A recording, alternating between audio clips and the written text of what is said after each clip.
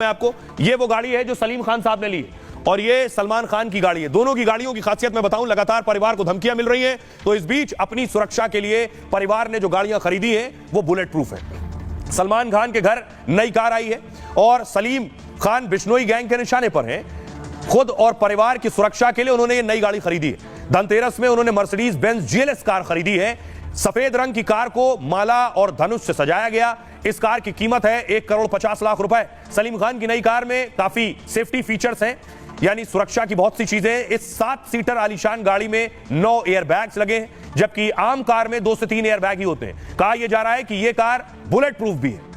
और 10 दिन पहले आपको याद होगा सलमान खान ने भी यह बुलेट प्रूफ गाड़ी खरीदी है। सलमान की नई कार का नाम है निसान एसयूवी और यह कार कड़ी सुरक्षा फीचर्स के लिए जानी जाती है। 2 करोड़ कीमत की यह कार भारत में उपलब्ध नहीं है, इसलिए इसे सलमान खान ने दुबई से मंगवाया। सलमान की नई कार में मोटे बुलेट प्रूफ ग्लास लगे हुए हैं, मतलब गोलियों का इस कार पर असर नहीं होता है। कार में बम अलर्ट सेंसर भी लगा हुआ है, मतलब अगर कार के रूट में कहीं बम लगा हुआ है रास्ते में, या फिर कार में किसी ने बम प्लांट किया हुआ है, तो तुरंत सायरन बजने लगेगा, अलर्ट मिलेगा। इस तरह कार बम जो है वो यात्री को अलर्ट कर देगी अगर कार के आसपास कहीं बम है। कार में ड्राइवर यात्रियों को छिपाने के लिए एक डार्क शेड भी है, मतलब बाहरी हमले से भी सलमान को यह गाड़ी बचाएगी। यह है इसकी खासियत। पिछले दिनों आपको याद होगा सलमान खान को धमकियों के बीच पप्पू यादव को भी धमकी मिली थी।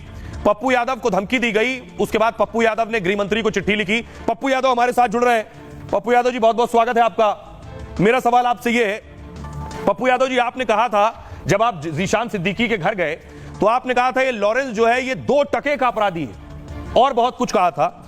अपराधी के पूरे नेटवर्क को आप खुद खत्म करने की बात कर रहे थे, मैं खुद खत्म कर दूंगा। लेकिन धमकी के बाद, जब से आपको धमकी मिली, आपकी भाषा बदल गई है, अब बोलने का तरीका बदल गया। भैया देखिए, सच बोलने के लिए कोई बाधा नहीं हो सकता और ना मैं किसी बाधाओं की परवाह करता हूं। आप मुझे जानते हैं, मुझे किसी के निजी जिंदगी से कोई लेना देना नहीं। कौन किससे दुश्मन है, कौन किसको दुश्मनी रखे हुआ है, कौन मार रहा है, कौन किसको प्रोटेक्ट कर रहा है, कौन किसको बैकअप दे रहा है, कौन किसकी मदद कर रहा है, कौन किसको क्या कर रहा है, वो उससे कोई लेना देना नहीं। किसको मारे वो सरकार जानेगी, कोर्ट जानेगा। कौन गुनाहगार है वो कोर्ट जानेगा, सरकार जानेगा। मुझे कोई लेना देना नहीं। सदन में भी मैंने, जब करनी सेना के अध्यक्ष को मारा गया था, और भी लोग को, तभी जब कोई घटना घटित होती है तो बड़ी निर्भीकता के साथ, सच्चाई के साथ मैं अपनी बात सदन में रख देता हूं। होना ना होना वो सरकार का दायित्व है, मैं क्या करूं। मुझे इतना समझ है कि जो देश का संविधान है, लोकतांत्रिक व्यवस्था है, जो देश है हमारा, वो सर्वोच्च है। जो न्याय व्यवस्था और विधायक पालिका है वो सर्वोच्च है। सही कह रहे हैं कि देश सर्वोच्च है, संविधान है, कानून है, अदालत है, पुलिस है। आपके विरोधी ये कह रहे हैं पप्पू जी कि आप भी अपने वक्त के जो है, लोग आपको बाहुबली भी कहते हैं, पहलवान भी कहते हैं, डॉन भी बहुत से लोग कहते हैं आपको प्यार से ही सही। लोग ये कह रहे हैं कि फिर आपको लॉरेंस से टकराने की जरूरत क्या थी, उसको ये सब बातें कहने की जरूरत क्या थी? देखिए, मैंने सिर्फ एक ट्वीट किया, और वो ट्वीट देश से और संविधान से बड़ा कोई नहीं हो सकता। ना पीएम, ना सीएम, ना कोई माफिया, ना अपराधी। यदि कोई पैसा वाला पूंजीपति इस देश का आका हो जाए और देश वो चलाने लगे, या कोई अपराधी माफिया आका हो जाए, तो मुझे लगता है कि वह देश सामाजिक रूप से और आर्थिक रूप से सभी तरह से वो विपन्न हो जाएगा। खास तौर पर मानसिक रूप से वो गुलाम हो जाएगा, वैचारिक रूप से वो गुलाम हो जाएगा। फिर हमारे देश की पहचान कमजोर पड़ जाएगी यदि हम एक व्यक्ति के नीचे झुक जाएंगे। एक किसी भी व्यक्ति हो, कोई व्यक्ति हो, कौन इतना दुस्साहस कर रहा है, किसको कानून का और मेरे न्याय व्यवस्था का डर नहीं है, इसका मतलब वो निडर हो गया, सर्वोपरि हो गया। यदि कोई ऐसी ताकत किसी को चैलेंज करके मारता है, इसका मतलब हमारा सरकार पंगु बन गया, हमारी सरकार कमजोर हो गई, हम झुक गए, या हम जो सत्ता में है उसको सुरक्षा देते हैं, जो सत्ता में है उसको हम क्रिमिनल नहीं मानते हैं। जी, आपकी बात हम समझ रहे हैं पप्पू जी, लेकिन क्या लॉरेंस की धमकी के बाद जो आपको फोन आया, आपने फोन रिकॉर्ड किया, 2 धमकी आई, कहा गया कि भाई ने फोन किया था, जैमर बंद करवा के 1 मिनट का 1 लाख रुपया दिया, तुमने फोन नहीं उठाया, क्या पप्पू जी आप डरे हुए हैं? क्या पप्पू यादव को डर लग रहा है, डरे हुए हैं खौफ में, क्योंकि आपको वाई कैटेगरी की सुरक्षा मिली, आपने गृह मंत्री को चिट्ठी लिख दी है, आप कह रहे हैं आपको जेड कैटेगरी की सुरक्षा दी जाए। चिट्ठी यही लिखी, यदि मुझे सुरक्षा की जरूरत नहीं है और आप मानते हैं कि सुरक्षा की जरूरत नहीं है, तो जो सुरक्षा आप दिए हुए हैं उसको भी आप वापस कर लीजिए। मेरी पूरी सुरक्षा की जिम्मेदारी जनता की है, जनता ले लेगी, और हम अपनी सुरक्षा खुद कर लेंगे। आप मेरी चिंता छोड़िए।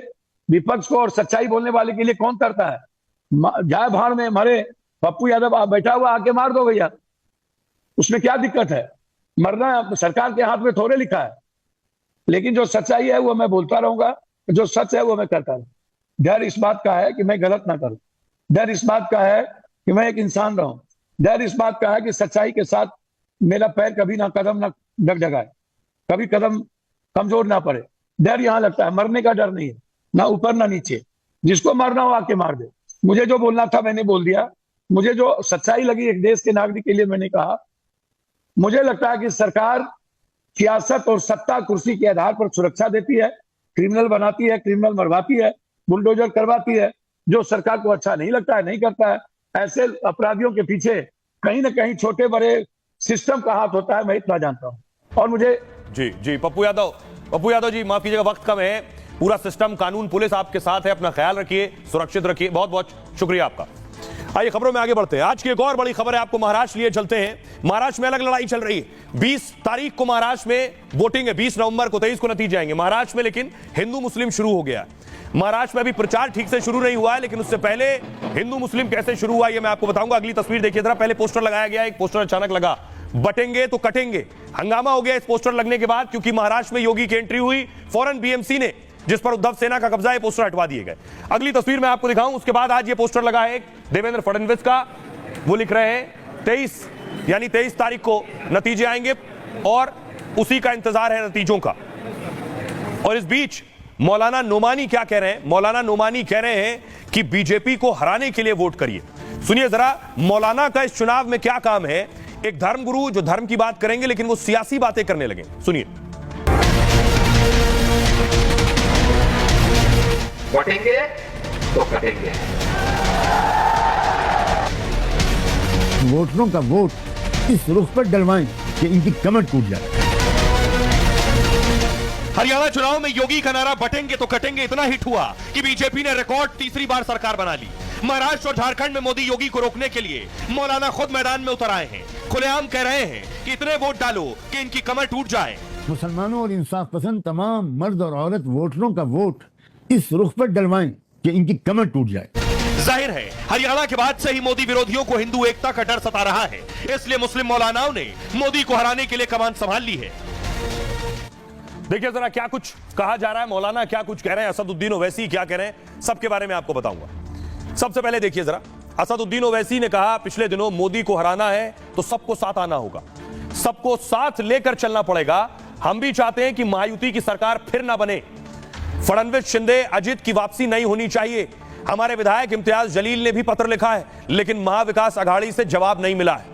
नुमानी क्या कह रहे हैं? कुछ लोग दंगे कराना चाहते हैं, महाराष्ट्र में हिंदू मुसलमान का माहौल बनाना चाहते हैं। ओबीसी, किसान, दलित भी हिंदू बनकर वोट डालें, इसलिए इस्लाम को लेकर टिप्पणी की जाती है ताकि माहौल खराब किया जा सके।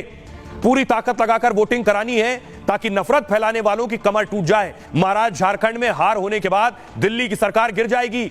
महाराष्ट्र में वोट देने का मौका आ रहा है, मॉब लिंचिंग को रोकने का मौका आ रहा है। हम लोग आवाज भी उठाते हैं तो केस हो जाता है। हमारी लड़ाई को कामयाब बनाने के लिए, भारत के संविधान को बचाने के लिए ओवैसी की पार्टी को वोट दें। बढ़ चढ़कर वोटिंग करनी है, एक भी वोट खराब नहीं करना है। सुनिए जरा असदुद्दीन ओवैसी और मौलाना सज्जाद नुमानी और शकील अहमद क्या कह रहे हैं। मोदी को हराना है ना तो तुमको सबको साथ लेकर चलना पड़ेगा।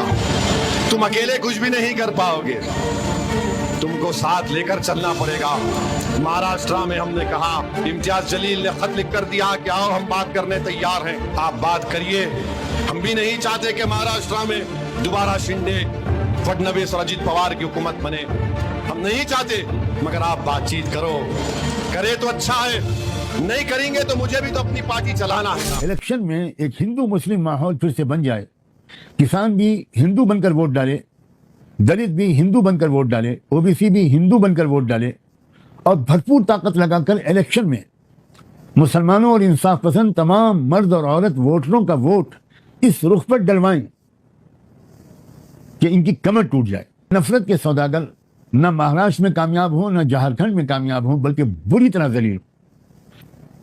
और ये भी मैं तुमको यकीन दिलाता हूं कि अगर इन दोनों सूबों में बीजेपी को तुमने हरा दिया तो दिल्ली सरकार भी गिर जाएगी। इतने वोट हम डाले, मैं बिलखुसूस महाराष्ट्र की माओ बहनों से, बुजुर्गों से अपील कर रहा हूं कि एक वोट भी हमारा जाए ना जाए। एक वोट भी हमारा खराब ना होने पाए, हमारे इत्तेहाद को पारा पारा होने से बचाने के लिए मजलिस इत्तेहादुल मुस्लिमीन को वोट देकर भारी अक्सरियत से तमाम उम्मीदवारों को कामयाब बनाए ताकि दुश्मन के हेकड़े निकल जाए। और आइए अब आपको बताऊं कि मुसलमानों पर दांव लगाया है इन्होंने, लेकिन किसने कितने टिकट दिए हैं मुस्लिम कैंडिडेट्स महाराष्ट्र में उतारे हैं, क्योंकि नॉमिनेशन सब हो गए हैं। सबसे पहले मैं आपको बताऊं, शिंदे गुट ने एक मुस्लिम कैंडिडेट उतारा है महाराष्ट्र की 288 सीटों में से। अजित पवार की एनसीपी ने 4 उम्मीदवार उतारे हैं। बीजेपी से 0 कैंडिडेट हैं। शिवसेना उद्धव ठाकरे की पार्टी से भी 0 ही कैंडिडेट है। शरद पवार ने 288 में 1 मुस्लिम कैंडिडेट को टिकट दिया है। कांग्रेस ने 10 मुस्लिम कैंडिडेट उतारे हैं। एमआईएम ने भी 10 मुस्लिम कैंडिडेट उतारे हैं और समाजवादी पार्टी का 1 है। इसके अलावा महाराष्ट्र की आबादी करीब आपको बताऊं 11 करोड़ 24 लाख है। इसमें मुसलमानों की आबादी 1 करोड़ 30 लाख है। महाराष्ट्र में विधानसभा की